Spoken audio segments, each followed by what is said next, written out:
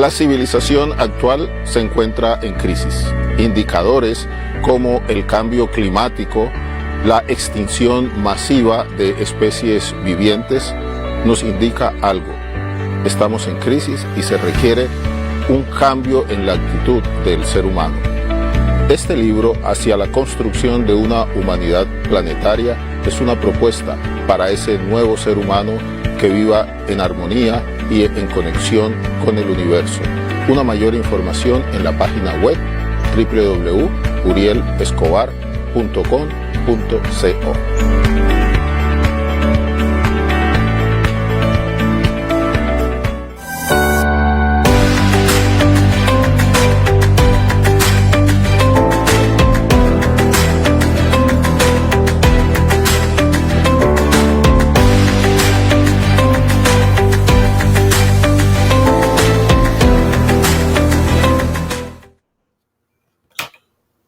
Muy buenas noches.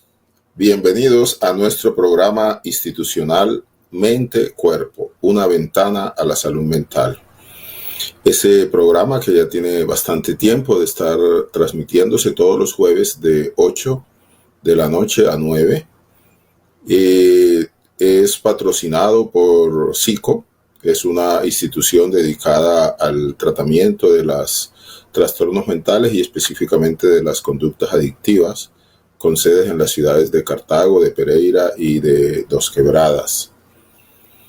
Comienzo por darle los saludos a las personas que siempre nos han seguido a lo largo de estos programas. El programa siempre es de actualidad y está dirigido a la persona, a la familia y por supuesto a la comunidad. Quiero darle los agradecimientos a quien está pues ahí detrás de cámaras, Andrés Villegas, que siempre nos ha acompañado. El programa del día de hoy es siempre de actualidad. Y como familia, porque lo vamos a dirigir a la familia, es importante que conozcan estos aspectos que son esenciales para un abordaje adecuado para aquellas personas que consumen drogas. Y lo hemos denominado el programa Salud Mental y Adicciones al Interior de la Familia. Estrategias para ayudar a la persona que consume drogas. Para el programa de hoy tenemos a especialistas en el tema, invitados especiales, y comienzo por supuesto con Elizabeth Arteaga, invitada especial desde la ciudad de Bogotá. Ella es médico especialista en psiquiatría, es magíster en manejo de conductas adictivas, PhD en tratamiento de adicciones, magíster en toxicología, hipnoterapeuta, psicoterapeuta, miembro de la Asociación Colombiana de Psiquiatría y de la International Alliance of Clinic and Forensic Toxicologists. Con Elizabeth tengo la fortuna de conocerla ya hace algún tiempo, cuando estuvimos haciendo precisamente un seminario que fuimos invitados en esa hermosa ciudad de Colombia que es Pasto. Ella es oriunda de allá y ahí tuvimos la oportunidad de conocernos. Elizabeth, quiero darte los agradecimientos por aceptar la invitación a nuestro programa Mente-Cuerpo, una ventana a la salud mental. Bienvenida. Muchas gracias, doctor. No, con muchísimo gusto y yo realmente más bien agradecida de poder buscar la forma de transmitir esta información que es tan importante para todas las personas. Gracias, así va a ser. Hoy vamos a disfrutar mucho de este programa. Desde ya los estoy invitando a todos, que veo que se están conectando y están enviando saludos aquí desde Barranquilla y desde diferentes partes del país. Los estoy invitando para que formulen sus inquietudes. Nuestro otro invitado desde la ciudad de Medellín, Samuel Zuleta Sánchez, es psicólogo, especialista en farmacodependencia, magíster en drogodependencias, especialista y magíster en entornos virtuales de aprendizaje, psicoterapeuta, miembro fundador de la Asociación Colombiana de Patología Dual, ASODUAL, es miembro de la Red Internacional para la Reducción del Estigma, Red Estigma. Con Samuel también tengo el honor de conocerlo. Para mí es un privilegio desde hace ya bastante tiempo y estamos haciendo un trabajo conjunto tanto en la Asociación Colombiana de Patología Dual, donde Samuel ha sido miembro fundador, fue tesorero y actualmente hace parte de la junta directiva.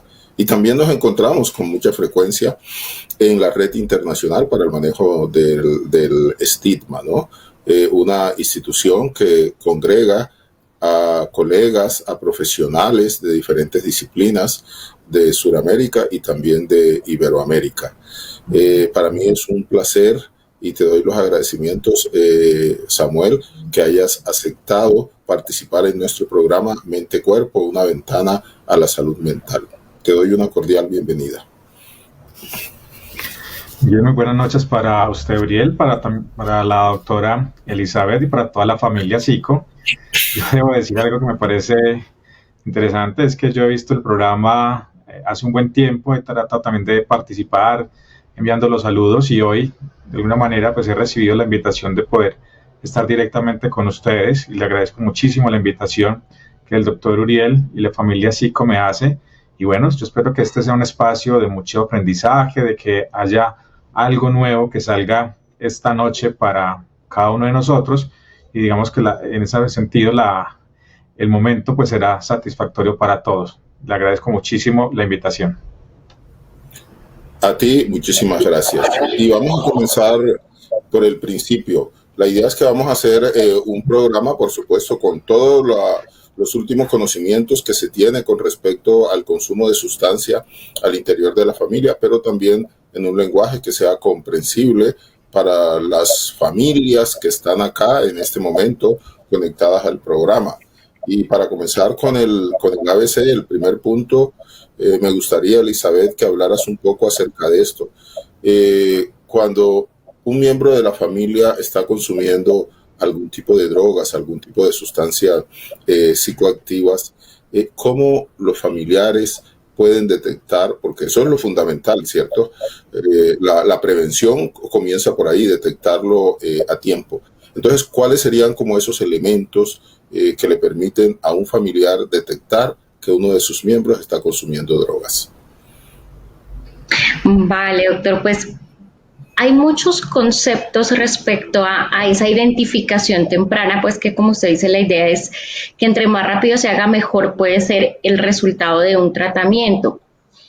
En mi experiencia yo me he dado cuenta que cuando las personas identifican el problema, buscan ayuda, a veces ya hay situaciones que son bastante difíciles y cuando uno empieza como a revisar toda la historia de qué es lo que ha pasado tiempo atrás, empieza a identificar como muchos puntos que uno dice, de pronto se hubiera podido hacer algo antes, ¿sí?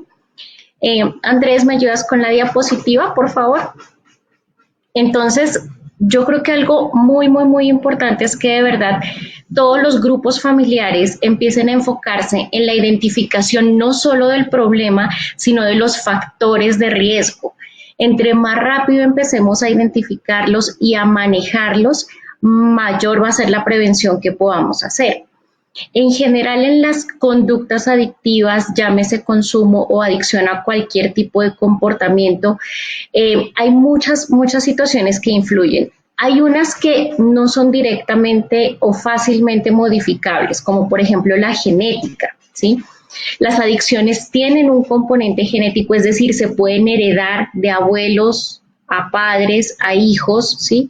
Y eso es lo primero que tenemos que empezar a observar en nuestra familia. Hay personas que tengan abuso de alcohol, abuso de cigarrillo, que lo consuman con mucha frecuencia, que esos consumos se hayan convertido en problemas para el núcleo familiar. Entonces, si ese componente está ahí, esa es la primera alerta que hay que tener en cuenta y decir, bueno, si esto está sucediendo en mi familia y yo sé que eso se puede heredar como muchísimas otras enfermedades, es como lo primero que tenemos que empezar a vigilar. También hay factores socioculturales, ¿sí? Entonces, por ejemplo, cómo es el entorno donde vivimos, empezando por el entorno del hogar, ¿sí? ¿Qué pasa? En mi casa hay disponibilidad de licor, hay disponibilidad de alguna sustancia, en el entorno cercano los familiares tienen esa posibilidad o hay esos ejemplos, por ejemplo, en las reuniones de fin de año, en estas cosas, se ve que hay personas que se embriagan. Entonces, ese tipo de cosas tenemos que evaluarlas también, cómo está el entorno y cada vez irlo ampliando un poco más. Entonces, ¿cómo es el entorno de mi hijo en el colegio? ¿Cómo son las personas que lo rodean? ¿Cómo es el entorno en el trabajo? ¿Sí? Digamos, cómo esa persona se socializa más con personas que consumen sustancias o socializa más con personas que no consumen sustancias, ¿sí? Entonces es otro punto que hay que tener en cuenta.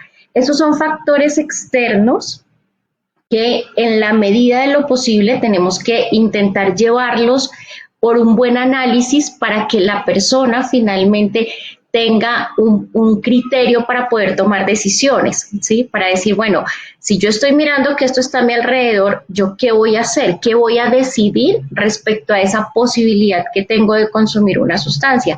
Cuando me ofrecen, cuando me insisten, cuando me presionan para tomar, para fumar, para consumir alguna sustancia, ¿cómo lo voy a manejar? Entonces, si he tenido una buena estructuración desde la genética, desde mi casa, desde un buen acompañamiento de mis papás. ¿Qué es un buen acompañamiento de mis papás? Que tenemos una buena comunicación, que hablamos de nuestras emociones al interior del hogar, que hay unas normas, que hay unos límites y que también hay una flexibilidad que es supervisada, que se llegan a acuerdos donde se dice, bueno, de pronto yo quiero salir porque quiero socializar, porque es una parte importante, pero bajo qué tipo de supervisión se hace, cómo se hace sin llegar a los extremos, ¿sí? Ni ser muy permisivo ni ser muy autoritario. Si como papá, como cuidador, de pronto tengo dudas en cómo ejercer ese tipo de roles, puedo pedir ayuda, ¿sí? Entonces, todas esas cosas son las que hay que ir observando para finalmente decir, ¿será que mi familiar, será que mi hijo tiene o no tiene un riesgo de estar consumiendo? ¿Sí? ¿Será que si tenemos unos problemas al interior del hogar, eso es una posibilidad que lo puede acercar a él al consumo? Entonces, creo que en esta pregunta, al menos mi llamado principal es empezar a observar desde mucho tiempo atrás, empezar a observar desde lo que tenemos como personas, desde lo que tenemos dentro de nuestro hogar y no esperar a que el consumo se dé, a que encontremos la marihuana en la casa, a que encontremos a nuestro familiar en una situación de problema, de conflicto, sino empezar a hacer esa observación retrospectiva y poder empezar a pedir ayuda cuando sea necesario, pero sobre todo a tiempo. Bien, la familia ha detectado que uno de sus miembros está consumiendo sustancias. Como clínico me sucede con mucha frecuencia y yo estoy seguro que también a Elizabeth y a Samuel le sucede mucho, de que llega visita para la secretaria me dice, doctor, a continuación sigue a Alejandro. Y entonces yo digo, bueno, adelante. Y llega un señor ya mayor, de 50 años, llega una señora de 46 y les digo, bueno, ¿en qué los puedo ayudar? Y me dice, no, la cita no es para nosotros. Nosotros tenemos nuestro hijo que sí se llama Alejandro, pero él está consumiendo drogas, entonces nosotros no sabemos cómo abordar eso, porque lo que nos han dicho es que si uno habla sobre eso, entonces ellos no comienzan a confiar en nosotros como familia, en fin. Ahí viene toda una cantidad de situaciones, unas elaboraciones que la familia hace. Entonces el reto que te voy a colocar, Samuel, es bastante complejo, pero muy, muy interesante. ¿Cómo se debe abordar? O sea, ¿cuál es como ese primer paso? Ya Elizabeth nos dijo, ¿cierto? Se detecta de que alguien en la familia está consumiendo. ¿Cuál es el paso inicial o cuál es el paso siguiente? Y en esto debemos tener muy claro, y es que las enfermedades mentales son silenciosas, y por eso, en muchos casos, darnos cuenta es un asunto tardío.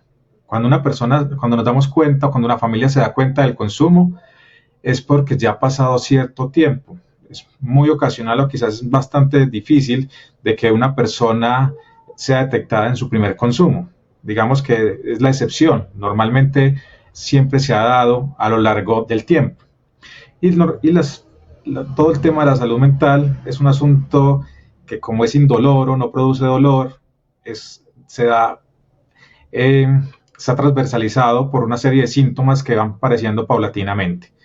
Lo primero que como familia se debe hacer es tratar de mantener la calma, porque aquí empieza un asunto de juego en donde siempre se van a empezar a tirar como la pelota. Eso es su responsabilidad, dice uno de los familiares, no, esa es la suya, dice el otro, mire, ahora qué vamos a hacer, y empieza esa discusión al interior de la familia. Lo primero es que tiene que haber un punto de equilibrio, de comunicación, como lo dice la doctora, para tratar de mantener la tranquilidad y empezar a resolver la situación. Hay un primer episodio que tiene que ver con la negación. Las familias siempre van a decir, no, pero eso no es mi hijo, eso, yo creo que la vecina se equivocó, yo creo que mi hijo no puede estar en esas, mi hijo es muy educado, mi hijo es muy responsable y yo creería que de pronto no está en esa situación. Entonces el primer punto tiene que ver con la negación. Pero aquí hay un asunto es que tenemos como familia que empezar a aceptar. Y es que, como dice por ahí el adagio popular, que si el río suena, por algo será. Y entonces, cuando empiezan ese tipo de comentarios, cuando llegan ese tipo de comentarios, hay que ponerle cuidado, hay que tener atención de eso y no hacernos los sordos y no hacernos los ciegos, sino por el contrario, comenzar a aceptar. La negación es un asunto que la familia va a priorizar y lo que debe ser lo contrario es aceptar. Por otra parte, empieza un afán y un desespero familiar para empezar a buscar cosas. Entonces, lo que se hace es que las familias empiezan a decir, ¿ahora qué hago? ¿Qué voy a hacer? Mira la situación en la que estoy. Y empiezan a escucharse voces de muchas partes, que venden gotas quitavicio, que haga esto, que entonces llévelo al psicólogo, que mejor vaya a llevarlo a la comunidad, que hay que internarlo lo más rápido posible. Y eso genera muchísima más angustia en el entorno familiar, porque son muchas voces dándole un montón de ideas y a veces terminamos haciendo mucho más daño que bien. Y ahí hay un asunto que es necesario entender, y es que debemos empezar a buscar la ayuda. Pero antes de eso entra otro proceso que es tratar de solucionarlo por uno mismo. Entonces la familia dice, y hay que tener mucho cuidado con lo siguiente, porque empieza un proceso de negociación interna. Entonces, si la mamá se da cuenta, en muchas ocasiones dice, no, hagamos algo, mire, que su papá no se vaya a dar cuenta, ¿sí? Manejemos esto entre nosotros dos. Que su papá no se va a dar cuenta de esto porque entonces lo saca de la casa y se forma la pelea, ¿sí? Y empieza un montón de negociaciones que no deben de pasar al interior de la familia y donde en muchos casos la madre es la que asume toda esa responsabilidad y todas esas consecuencias, cuando no debería ser así. Esto es un asunto que tiene que ver con familia y hay que tratar de evitar ese tipo de contratos al interior. O en algunos casos los contratos terminan siendo un asunto material. ¿Por qué? Porque entonces la familia dice, se reúne el papá y la mamá y dice, bueno, ¿qué vamos a hacer entonces? Si usted va a seguir consumiendo, si va a seguir con ese asunto, pues entonces no le vamos a dar el celular que nos está pidiendo. O no le vamos a dar X objeto que nos está pidiendo. Y empieza un proceso de negociación como para tratar de mantenerlo, para tratar de controlarlo, etcétera, etcétera. Ese tipo de cosas no son funcionales. No es necesario hacer ese desgaste. Yo estoy completamente de acuerdo con la doctora cuando dice, es que ha pasado muchísimo tiempo y la estadística lo demuestra. Hay un estudio que demostró que entre conocer ese primer consumo y buscar la ayuda profesional van a pasar 24 meses. Los primeros de negación y los siguientes que están relacionados con el tema de la negociación. Y cuando eso se desborda y cuando eso ya no da, entonces ahí sí le tocan la puerta al doctor, al consultorio, le dice, mire, ahora sí le traigo un problema que me tiene que ayudar a resolver, y es lo que usted acaba de decir, y es, ¿por qué de alguna manera no se busca la ayuda antes? Entonces, lo primero que se va a hacer con la familia, detecta esto, es buscar la ayuda profesional. Hoy es mucho más fácil, miren, hace 10 años, o hace un poco más de 10 años, la farmacodependencia no estaba en el medio médico, ¿sí? Porque no hacía parte del sistema de salud. Hay que agradecer, por supuesto, las iniciativas del gobierno, que en su momento, el 31 de julio del año 2012, se declara, por medio de artículo de ley, que la farmacodependencia sea reconocida como una enfermedad. Y eso hace que hayan herramientas hoy, desde el punto de vista médico, para que las instituciones de salud también provean este servicio. Antes era un asunto particular, antes la buscar ayuda era más complejo. Hoy, gracias a Dios, Colombia tiene un talento humano mejor formado, mejor capacitado. y eso hace que las estrategias de intervención sean muchísimo mejor. Entonces, para finalizar, lo que quiero decir es que debemos invertir, no debemos esperar que pasen 24 meses tratando de hacer una negociación personal y tratando de asumir nosotros, digamos, como familia esa resolución, sino que lo que hay que hacer es, esto es una enfermedad y por lo tanto busquemos la ayuda técnica, que es lo más importante en un primer momento. Bien, a mí me gusta hablar mucho con viñetas, con ejemplos que permiten que contextualicemos. Y voy a hablar el caso de Ezequiel, por ponerle el nombre, que es un ingeniero. Él tiene 27 años y los primeros que llegaron a la consulta fueron los padres. Ya se había detectado, por supuesto, que él estaba consumiendo drogas. La postura del padre fue que él no iba a tolerar a alguien que estuviera consumiendo drogas en la casa y que si él seguía en eso, tenía que salir de la casa, que ya estaba muy grande, que ya estaba criado. La mamá, en cambio, pensaba de una manera un poco diferente. Como decía Samuel, ella estaba más por el lado de aceptar la situación que estaba viviendo Ezequiel. Y cuando yo me comencé a hablar con él, él decía, es que con mi papá yo no me entiendo. Yo no puedo dialogar con él, porque él es absolutamente cerrado. O sea, para él existe o blanco o negro, no hay matices, ¿cierto? En cambio, con mi mamá tengo la oportunidad de dialogar, de hablar. Yo le digo a mi mamá que tuve una recaída, pues, o tuve una reincidencia, en fin. Y mi mamá está en capacidad de entenderme porque ya me ha sucedido. En cambio, con papá eso es, inmediatamente me monta, como se dice, el sirirí. Entonces yo te quiero plantear lo siguiente, Elizabeth. ¿Quién es la persona al interior de la familia que debería como liderar el proceso? Por supuesto que toda la familia está enterada, ¿no? Pero hay un miembro de la familia, y eso es así, que tiene como una mayor, llamamos nosotros, ascendencia sobre la persona. Entonces, ¿quién debe asumir ese rol de tomar la iniciativa, de hablar con la persona que consume drogas? Pero antes quiero hacer un pequeño paréntesis porque veo que nos están saludando de muchas partes y les pido el favor que si ustedes tienen una inquietud, un comentario, este es el momento preciso para que los especialistas lo resuelvan. Adelante, Elizabeth. Sí, pues este tema de la comunicación es complejo, sobre todo cuando se da un conflicto, digamos, que puede generar tanto temor y tanto dolor al interior del hogar. Siempre cuando hay una buena comunicación, sí, como decía hace un momento, que se comunican emociones, que se pueden comunicar preocupaciones como eso, por ejemplo, tuve una recaída o estoy pensando en consumir otra vez o estoy ideando cómo ir a consumir. Es importante que sea con una persona con quien esa comunicación se dé de una forma positiva. En ese ejemplo, pues claramente sería la madre, y no porque sea la permisiva, sino porque es la persona que va a escuchar y va a buscar una ayuda adecuada para ese momento. O es de pronto la persona que durante alguna intervención, si ha tenido alguna consulta, también ha escuchado esas herramientas que se pueden tener a la mano, que acompáñelo, hagamos un acompañamiento amoroso, positivo, tratemos de hacer alguna actividad juntos, evitemos que haya una situación de estrés o de conflicto en este momento, si es una situación ya de mucha ansiedad, ¿a dónde puedo recurrir? ¿Sí?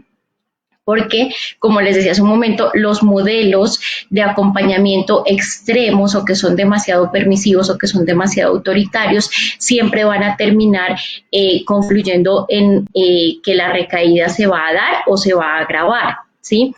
Muchas veces, sobre todo los padres o los cuidadores, pues igual sabemos que hoy en día los modelos familiares son muy variados, pueden ser cuidadores, tíos, abuelos, muchas veces, tienen que aprender a aceptar que cuando ya está la situación dada, ya está. A veces el tema del autoritarismo o el castigo, como si usted consume no le voy a dar tal cosa, o si usted consume le voy a quitar tal cosa, es también un poco como tratar de negar esa situación, y ahí es donde yo retomo que la familia como tal tiene que mirar todo su núcleo, decir, bueno, ¿qué pasó para que esta persona que está en mi familia, para que mi hijo haya llegado a esta situación? ¿Sí? ¿En qué dificultades se presentaron al interior del hogar o qué situaciones tenemos alrededor que favorecieron eso? ¿Cómo podemos manejarlo? ¿Cómo podemos mejorarlo? ¿Sí? Y las familias tienen muchas ayudas y como decía Samuel, desde que el tema del consumo de sustancias se ha identificado como un proceso de enfermedad y eso implica que tiene toda su explicación desde qué es lo que pasa en el cerebro cuando una persona consume, desde en qué momento podemos decir es voluntario, es involuntario. Hay muchas cosas que tenemos que entender en esto como eso, que es un proceso de enfermedad que tiene unas opciones de tratamiento que están a la mano, que están dentro del plan de seguridad social de cualquier EPS y que es importante que todas las familias sepan que siempre van a tener esa ayuda, pero también existen en Internet muchas opciones, ¿sí? Muchas ayudas que los pueden ir guiando un poco hacia cómo manejar ese tipo de situaciones. Andrés, ¿me puedes ayudar con la diapositiva 10, por favor? Este es un ejemplo de algo que encontré en Internet que no me voy a detener a leer el contenido, pero lo que me interesa es que sepan que existen posibilidades que les pueden ayudar a guiar situaciones, ¿sí? Esta, por ejemplo, es una guía de consumo de alcohol en edad pediátrica, ¿sí? Y eso también es una de las cosas que la familia tiene que empezar a ver.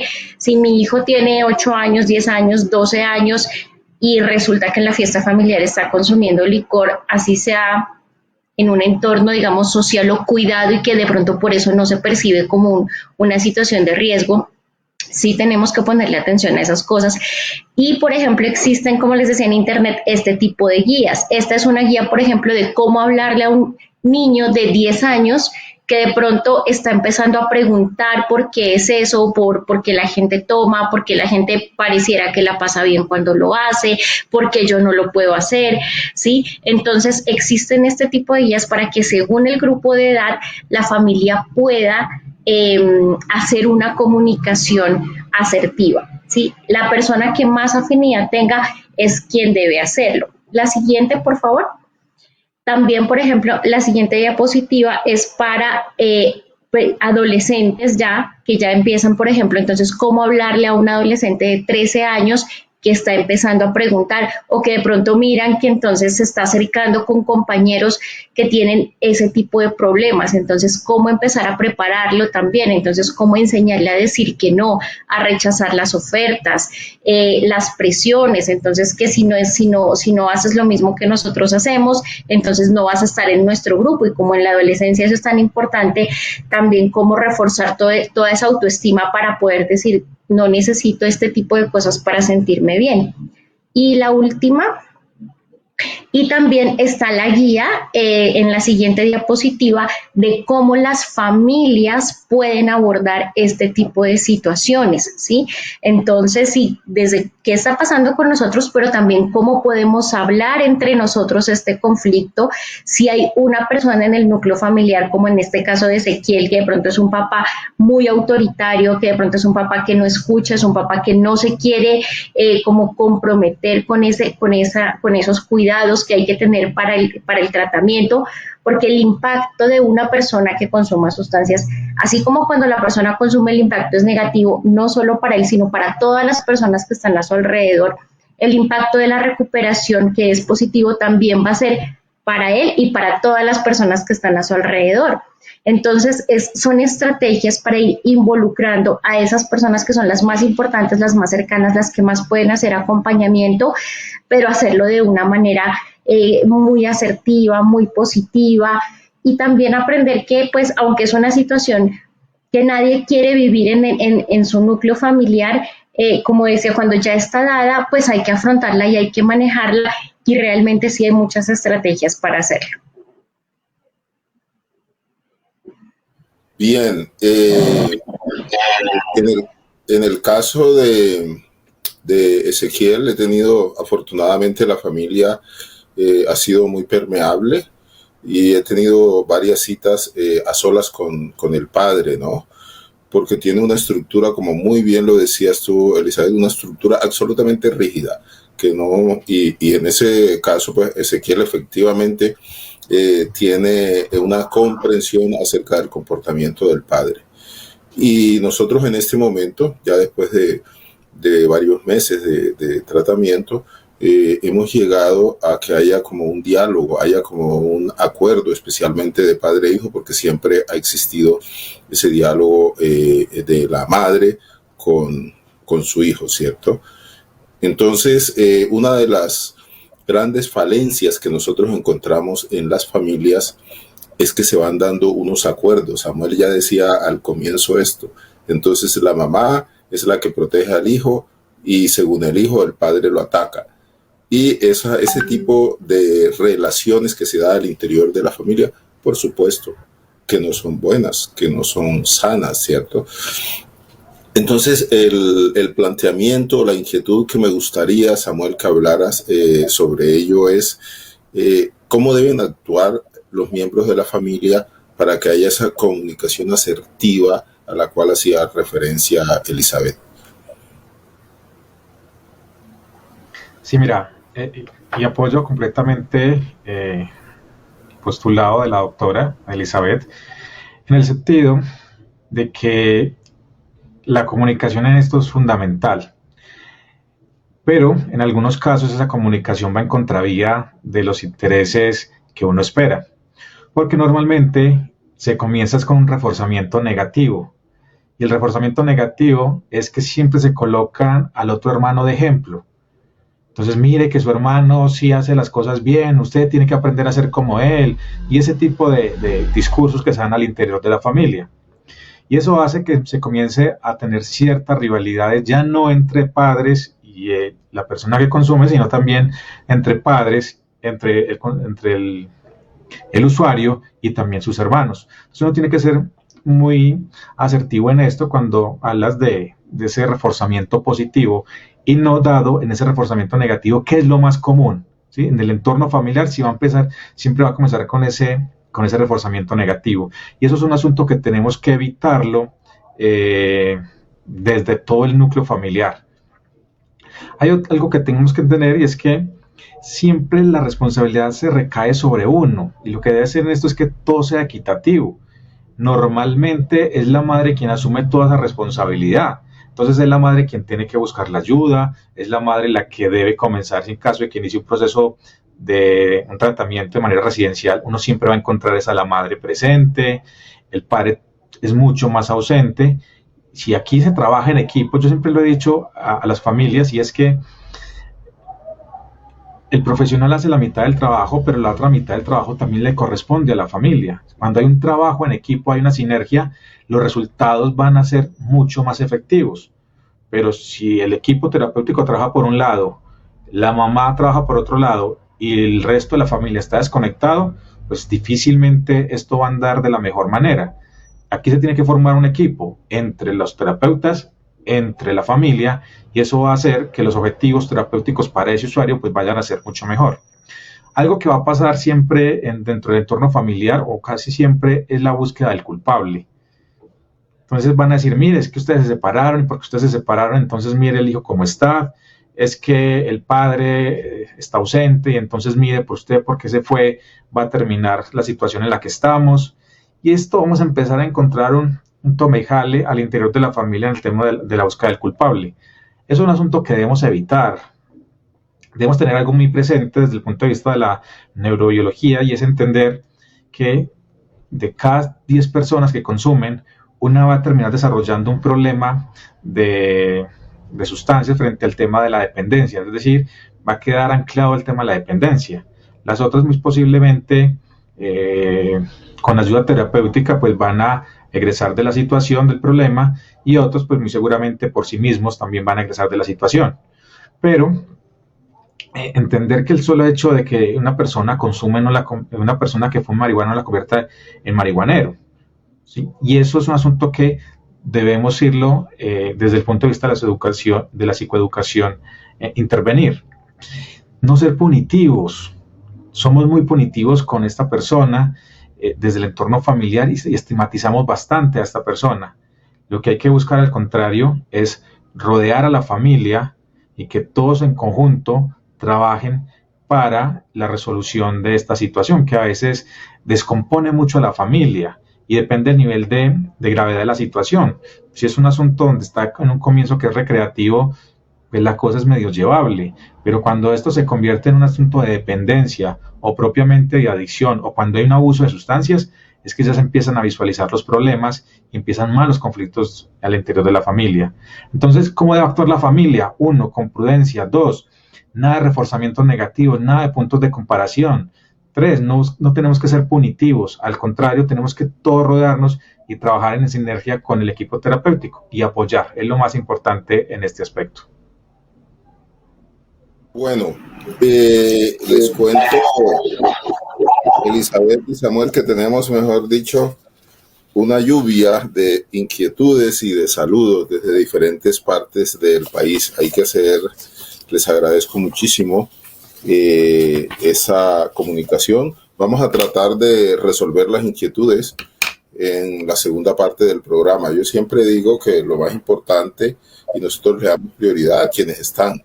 Nosotros habitualmente hacemos una serie de intervenciones, pero en la medida en que haya preguntas, si no podemos terminar todas las intervenciones, pues es bienvenido porque resolvemos las inquietudes de ustedes. Quiero darle los agradecimientos a personas, antes de hacer el corte, a personas que nos están siguiendo. Mónica Torrenegra desde Barranquilla, un cordial saludo. Amparo Dairi Soto desde Barranquilla, saludos. Mónica Bonadíez desde Barranquilla. Hay muchos quilleros que están acá. Un abrazo para todos. Patricia Hernández, Luz Adriana Hernández, Edwin Andrés Justi, mi nieto desde Cartago, me imagino que está Edwin Andrés. Es mi nieto simbólico, ¿no? Es una persona muy especial que terminó un proceso de transformación de vida. Aura Bolaños es terapeuta ocupacional, está desde la Fundación Alas, desde San Marcos, Sucre. Un cordial saludo.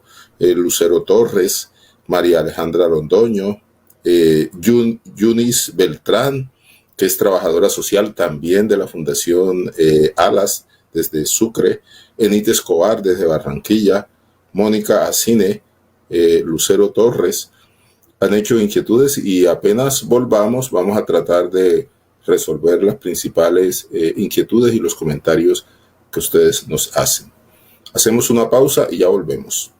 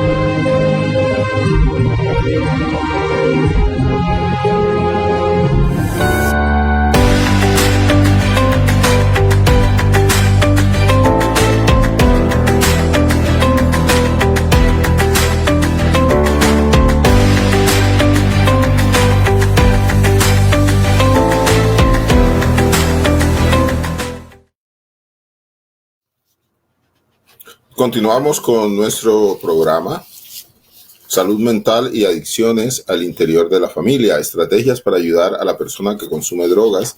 Como invitados especiales, Elizabeth Arteaga desde la ciudad de Bogotá y Samuel Zuleta desde la ciudad de Medellín. En la primera parte del programa, pues hemos colocado como el contexto global de cómo se debe dar esa comunicación asertiva al interior de la familia. Les decía al finalizar que hay una serie de inquietudes. Vamos a hablar un poco acerca de ellos, de estas inquietudes. Lo primero es que la fundación se llama Alas, Amor, Luz y Esperanza. Gracias ahí por estar conectados. Lucero Torres Murillo nos dice lo siguiente de una manera textual. Es algo muy frecuente que también a nosotros como clínicos nos preguntan. Dice lo siguiente: bueno, doctores, cuando el muchacho no quiere aceptar la ayuda ¿Cómo se hace para convencerlo? Eso sí que es una pregunta frecuente.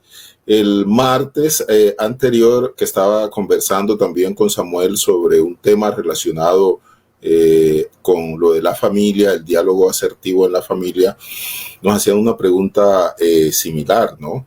Y yo les planteaba de que nosotros como clínicos tenemos estrategias para tratar de ayudar a la persona a que tome conciencia de la necesidad de un tratamiento cuando ya hay un consumo problemático. Y les planteaba que una de las estrategias que más se utiliza actualmente es lo que nosotros llamamos la terapia motivacional.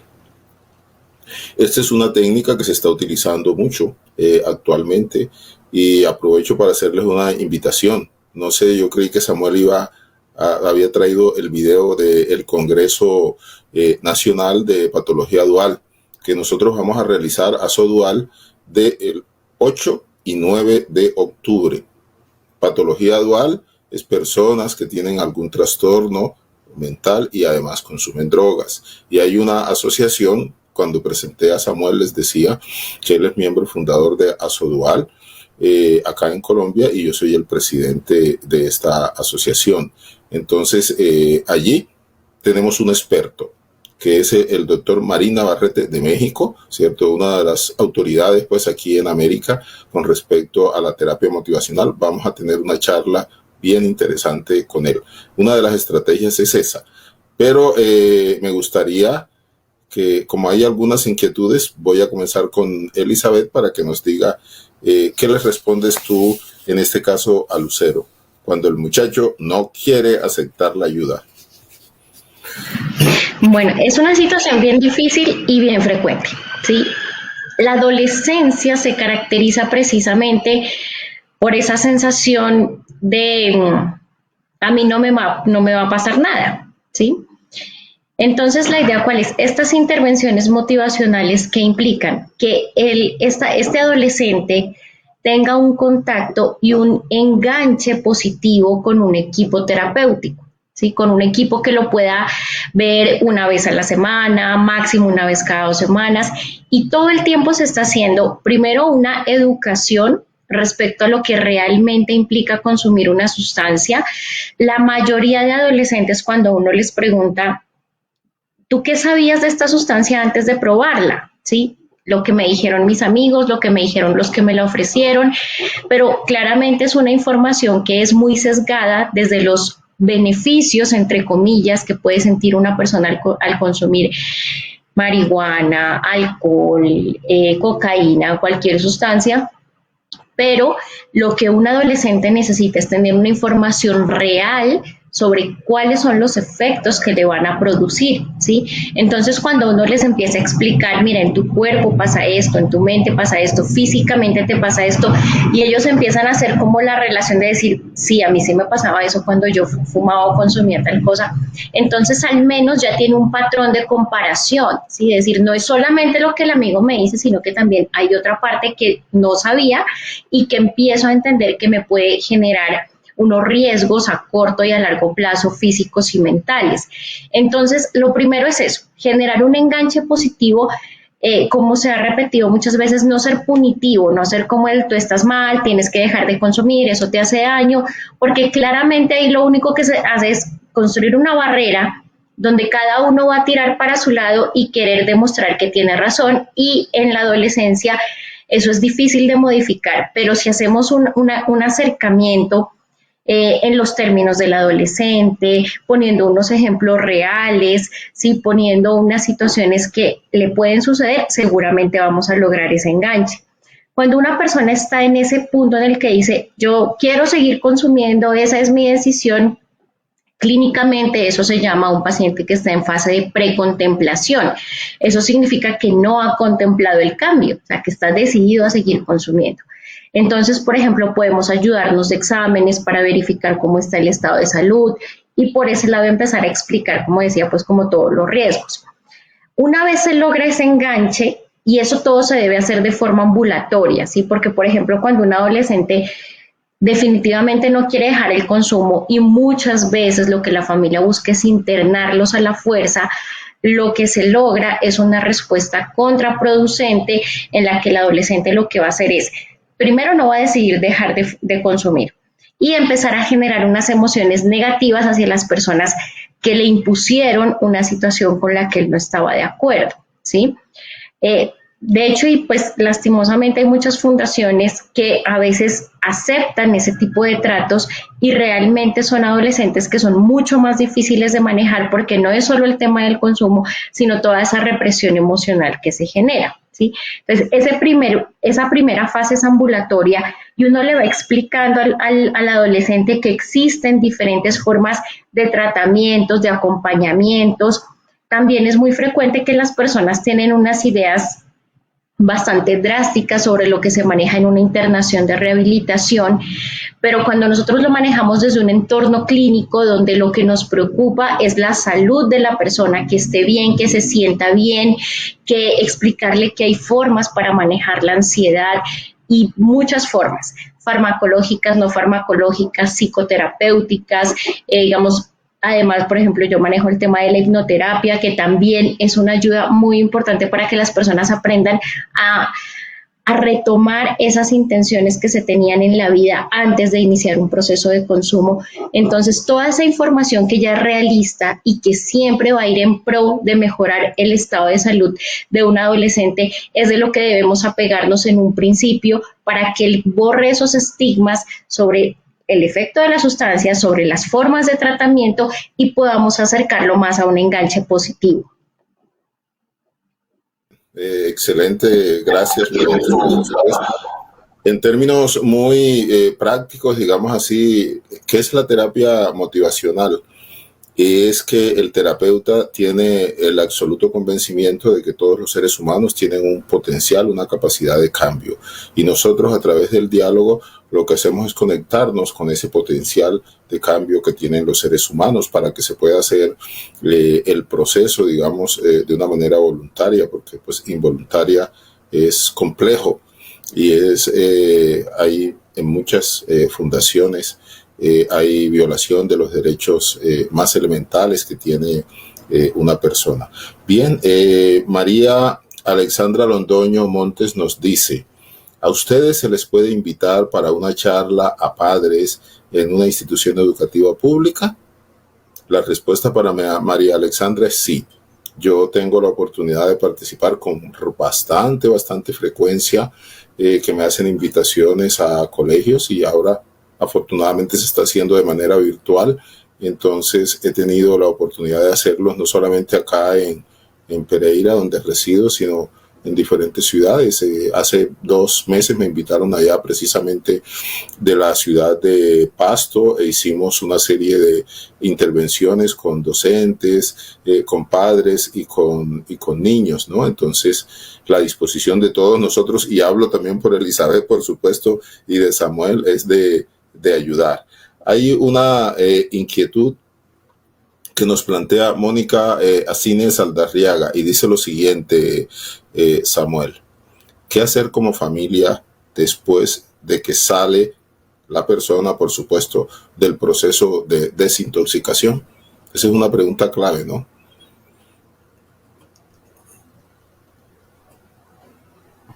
El volumen.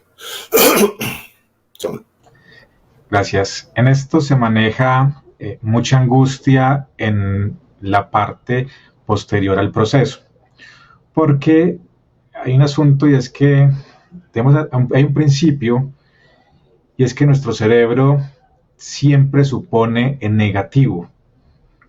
Entonces, manejar esto es que cada vez que el usuario sale, por ejemplo, el usuario sale muy tranquilo al parque y dice: más, ya vengo a ir al parque. La mamá dice: por Dios, ¿qué vamos a hacer? Este muchacho se nos va a ir. En muchas ocasiones la mamá sale detrás y mirando qué está haciendo, porque hay un cierto nivel de desconfianza. Y es algo que es notorio en un primer momento cuando las personas egresan de este tipo de procesos. Además, porque por naturaleza los seres humanos siempre suponemos en negativo, entonces creemos que la persona ya va a estar en esa situación. Y eso hace que genere una situación incómoda, porque cuando el usuario llega a la casa, pues aparece como una especie de de seguimiento, entonces los papás llegan y lo miran de arriba abajo, se acercan, le dan un abrazo y lo huelen y empiezan a mirar qué encuentran, sí, porque siempre está ese asunto. Lo importante aquí es tratar de evitar ese tipo de gestos, porque ese tipo de gestos incomodan muchísimo porque hay un nivel de desconfianza. Está bien desconfiar, pero lo que no es que sea un asunto que se marque en esa tendencia, porque va a generar mucho malestar. Entonces el empleado siempre va a decir, o el usuario siempre va a decir, pues si me porto bien, igual me siguen colocando problemas que me se trato mal. Entonces no va a encontrar como cierta diferencia entre lo uno y lo otro. Hay que ser muy prudentes con esto, hay que confiar. Para eso hay una herramienta ahorita que es muy útil, ¿sí? Y se llama dispositivos electrónicos, donde uno puede tener comunicación con la familia y en este caso con el usuario, pero de una manera regulada, de una manera donde la persona, por ejemplo, y claro, en este caso el usuario también tiene que poner de su parte, y es decir, mire familia, yo voy a salir al centro comercial con X de persona, pues la familia tenga el conocimiento de dónde está y que tenga un tiempo establecido para ello. Pero hay que aprender a manejar esto porque de lo contrario, ese seguimiento que se hace y ese temor que se da una vez egrese del proceso va a generar una alarma y una desconfianza permanente. Hay que evitar ese tipo de cosas mediante la comunicación y ese entorno que se da posterior al proceso. Bien, les cuento que tenemos personas que nos envían saludos. Alguien a quien yo quiero mucho desde la ciudad de Pasto, a mi colega Cástulo Fernando Cisneros, colega psiquiatra. También mi colega Carlos Arteaga desde Bogotá, un abrazo. Hay unas otras inquietudes, vamos a ir pasando estas inquietudes y las vamos planteando.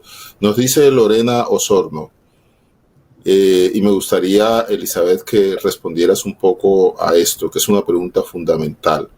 ¿Hay una edad apropiada para hablarle a tus hijos sobre los efectos de las drogas? ¿Qué pregunta tan importante esta que nos está planteando Lorena? Adelante. Sí. Pues, además, yo voy a decir que Lorena es mi hermana y ahí están mis dos sobrinos. Claramente podría ser. Depende mucho de la estadística de inicio de consumo. Sí, depende del área en el que uno se encuentra, del país en el que uno se encuentra. Aquí en Colombia, por ejemplo, se considera que a los hijos se les debe empezar a hablar de los efectos de las drogas desde los 6 años de edad. Desde tan pequeñitos ellos pueden empezar a hacer preguntas. Por ejemplo, si ven a un familiar, si ven al papá, si ven al tío borracho, entonces, y ellos empiezan a preguntar por qué mi tío está así, por qué mi papá está así, por qué hace esto, qué es eso que están tomando. Desde ese momento hay que empezar a explicarles qué es una sustancia, por qué es un problema, ¿sí? Porque no es, porque digamos esa sensación de bienestar es una sensación falsa, porque realmente a nivel orgánico lo que sucede es que hay una intoxicación que puede generar problemas de salud. Claro, muy a la capacidad de entendimiento del niño, pero muchas veces ellos también en el colegio, en el jardín, también empiezan a comentar situaciones que pasan en sus núcleos familiares y como está el tema de los dispositivos electrónicos, ellos también empiezan a compartir situaciones familiares. Por ejemplo, eso es algo que yo lo he escuchado bastante ahora con el tema de la pandemia y de la educación virtual, que los niños empiezan a compartir videos familiares y empiezan a socializar ese tipo de situaciones y circunstancias, y eso a veces lo que hace es reforzar la curiosidad.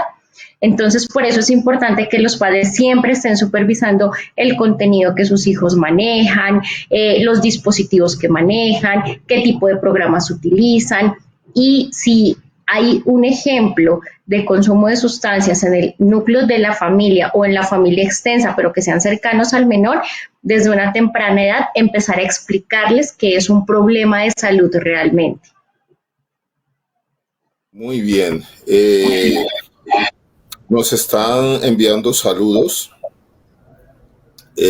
Mariela Victoria Aguilar desde Roldanillo, cordial saludo, Roldanillo Valle. Cristian Miguel Hernández, Nadia María Molina desde Barranquilla, Lorena Osorno, Mabelis Hurtado desde Repelón, mi pueblo. Un cordial saludo para mis paisanos allá en Repelón. Luis Fernando Gil, desde Cartago, un psicólogo a quien quiero muchísimo y lo considero pues como un verdadero hermano. Un cordial saludo.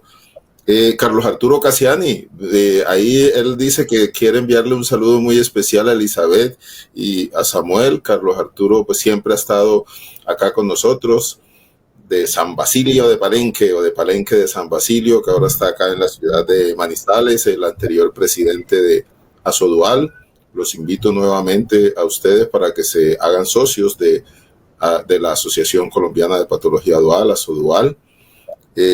También nos envía un saludo la pastora Marisol Ramírez.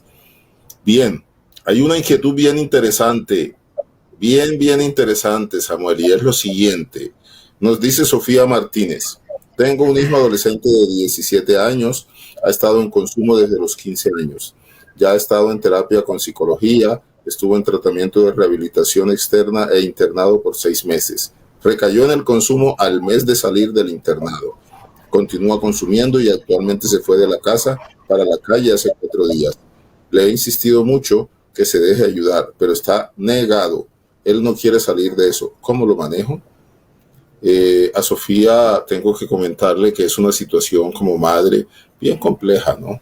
Bien difícil, pero que desafortunadamente se presenta con mucha frecuencia. Antes de darle la palabra a Samuel, pues yo tengo una institución que en este momento estamos manejando en internación 60 personas, 60 hombres y 7 mujeres acá en Sico, y se presenta con bastante frecuencia personas que inclusive hacen un proceso de transformación de vida. Nosotros nos hablamos de rehabilitación de 1 año y de pronto recibimos la sorpresa de que a los 15 días o al mes tiene una recaída. Esto sucede. ¿Qué le puedo decir yo como terapeuta con tantos años en este trajinar? Lo último que uno como ser humano debe perder es la esperanza. Hay que luchar, porque no solamente porque es un ser humano y por el hecho de ser un ser humano merece todo nuestro apoyo, sino porque es su hijo. Y yo sé pues los afectos que ligan a la madre a su hijo. Entonces hay que luchar y hay no solamente confiar en que se va a conseguir la recuperación, por eso hablábamos un poquito de la terapia motivacional, sino también que nosotros como familiares debemos hacer todos los esfuerzos que sean posibles para ayudarlos. No ayuda a una persona lo que tradicionalmente se hacía, tirarlos a la calle, que toquen fondo, y eso no es la forma, digamos, de ayudar a una persona. Pero adelante, Samuel, ¿qué le dices tú en este caso a Sofía Martínez? Mire, estos días estamos hablando de algo que se llama la desesperanza aprendida. Y en esto nosotros debemos evitar muchísimo ese tema de la desesperanza. A uno le preguntan siempre cuántas veces hay que intentarlo. Y la respuesta es un poco bíblica, porque yo siempre respondo 70 veces 7, las veces que sea necesario. El asunto es encontrar cuál es el tratamiento más idóneo. Es posible evaluar que el tratamiento en el que el familiar estuvo no cumplía con las necesidades que tal vez el usuario requería. Y por eso vamos a encontrar diferente abanico de posibilidades.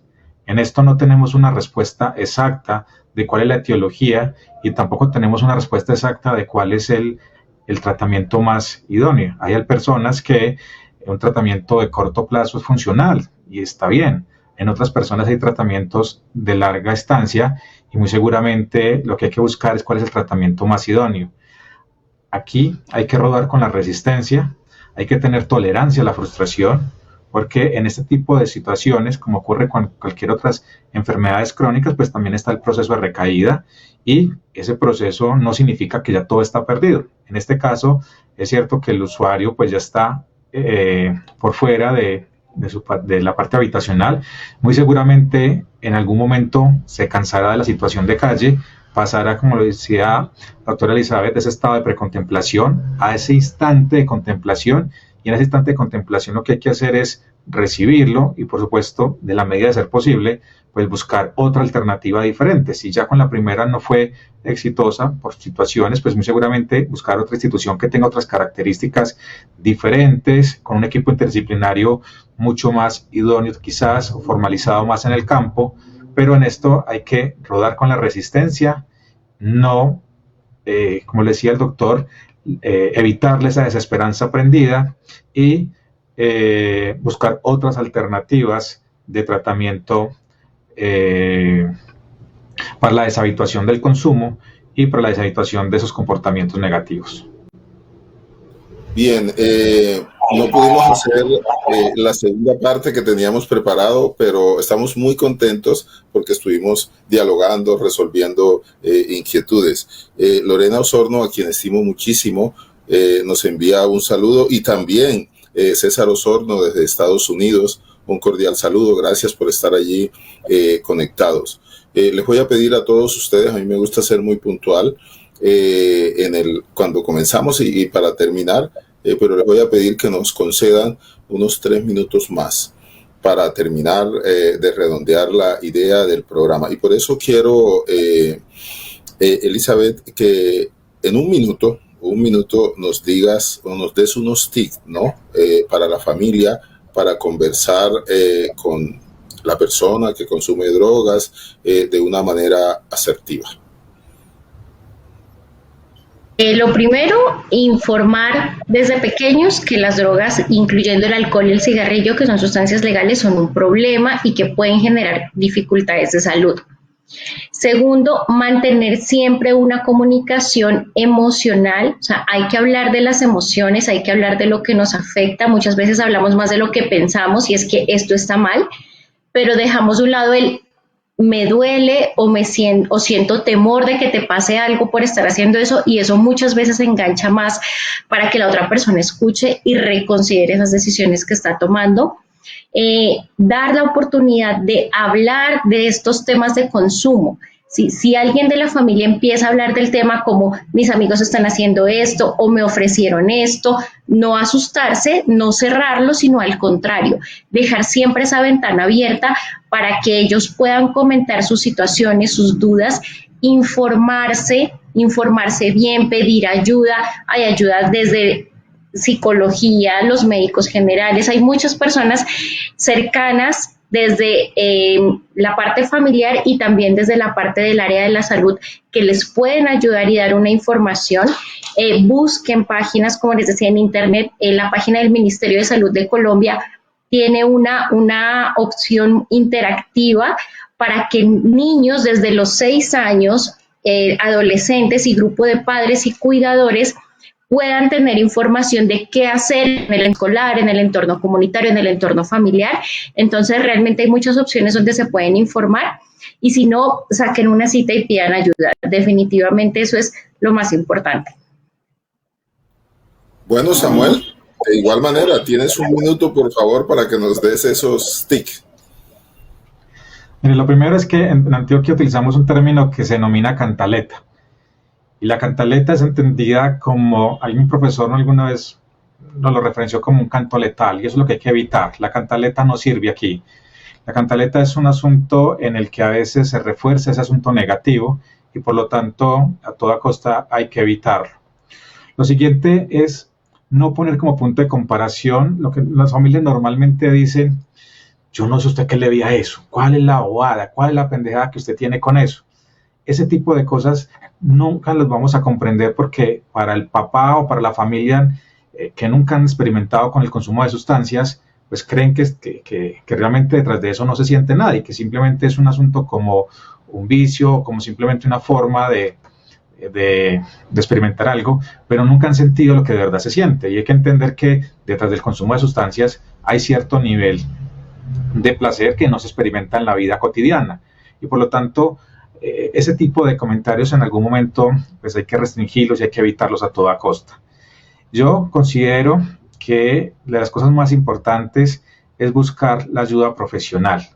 Aquí hay que evitar mucho ese comentario de los vecinos, mire, es que con mi hijo funcionó esto, es que mire que en esta vecina pasó esto, y de este tratamiento sí le sirvió, este no. No, yo aquí en esto lo más importante es buscar a las personas que de alguna manera, al talento humano que está formado para esto. ¿Por qué?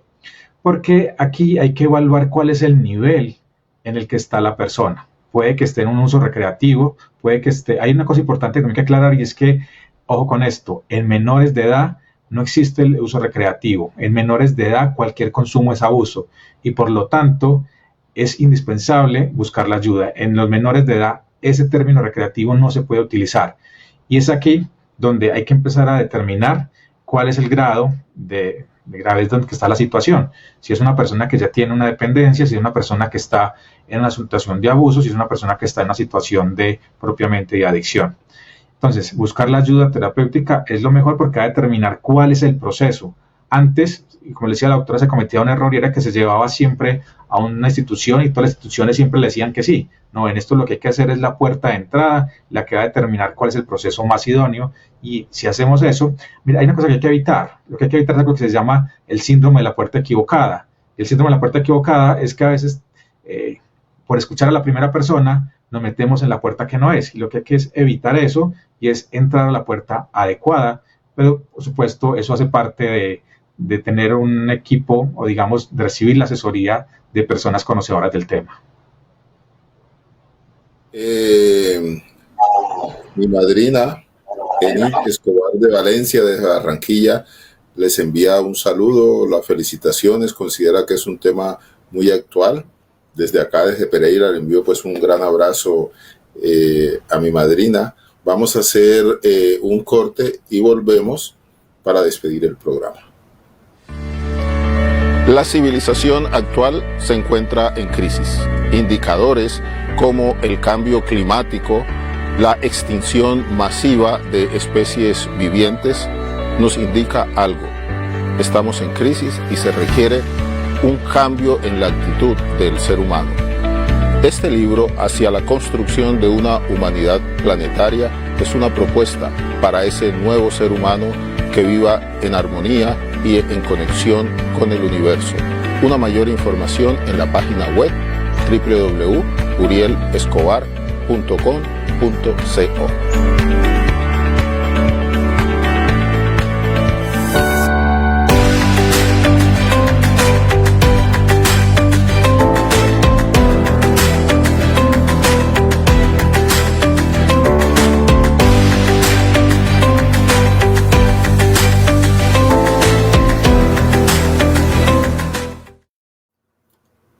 Bueno, finalmente les envía un saludo muy especial y le da los agradecimientos a Elizabeth y a Samuel Wilda desde Barranquilla, mi hermanita. Entonces, que un cordial saludo para ustedes y que gracias por este programa. Hemos llegado al final y te confieso, Elizabeth y Samuel, que he aprendido, he disfrutado mucho el programa. Como se han podido dar cuenta todos los que hemos participado, ha sido muy activo, muy participativo. Qué bueno, aquí está Lina Joana, por ejemplo, nos está diciendo excelente el programa, y ahí con deditos arriba. Entonces, Elizabeth, quiero darte los agradecimientos, primero por aceptar la invitación a este programa de Mente Cuerpo, una ventana a la salud mental, y además por los grandes aportes que nos has hecho. He aprendido mucho de esos aportes. Gracias.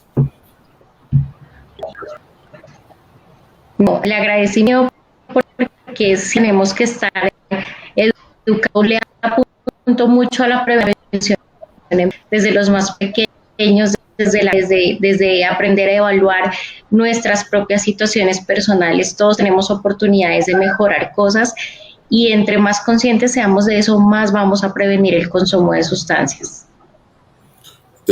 Samuel, como siempre, esta semana hemos tenido la oportunidad de compartir también en el programa de Azodual, siempre recibiendo tus enseñanzas, aprendo mucho. Te agradezco infinitamente que hayas aceptado la invitación a participar en nuestro programa Mente Cuerpo, una ventana a la salud mental, y en nombre de todos los participantes gracias por lo que nos has aportado. No, a ustedes muchísimas gracias por la invitación. Hoy tenemos una mejor comprensión del fenómeno de las adicciones y lo importante es que hayan este tipo de espacios. Yo siempre soy un defensor de que los medios de comunicación no solamente deben informar, sino que también deben utilizarse para formar. Y hoy la tecnología nos ha permitido eso, llegar a más personas. Esto en otro tiempo pues sería más complejo y más costoso, y hoy usted lo está haciendo de una manera desinteresada, hoy lo está haciendo y por supuesto yo espero que el buen Dios y el tiempo recompense todo esto que usted ha venido haciendo a lo largo de los años a través de este espacio. Gracias, gracias. Kenny Jacqueline Arteaga Mora nos dice, gracias por la información impartida, es de bastante apoyo para el manejo de este tema tan complejo. Excelentes profesionales. Qué bien, Elizabeth, qué bien, Samuel.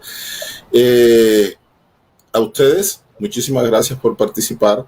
El próximo jueves tenemos un programa muy especial. Vamos a hablar acerca de los efectos psicológicos y emocionales de las migraciones, un tema actual por lo que están viviendo nuestros hermanos haitianos allá en Necoclí. Tenemos una invitada muy especial desde Sao Paulo, desde Río de Janeiro, desde Sao Paulo, perdón, en Brasil. La doctora Sandra Lorena nos va a estar acompañando y vamos a compartir estos temas. A todos ustedes, muchísimas gracias, Elizabeth y Samuel. Muy agradecido. Que estén muy bien. Hasta luego.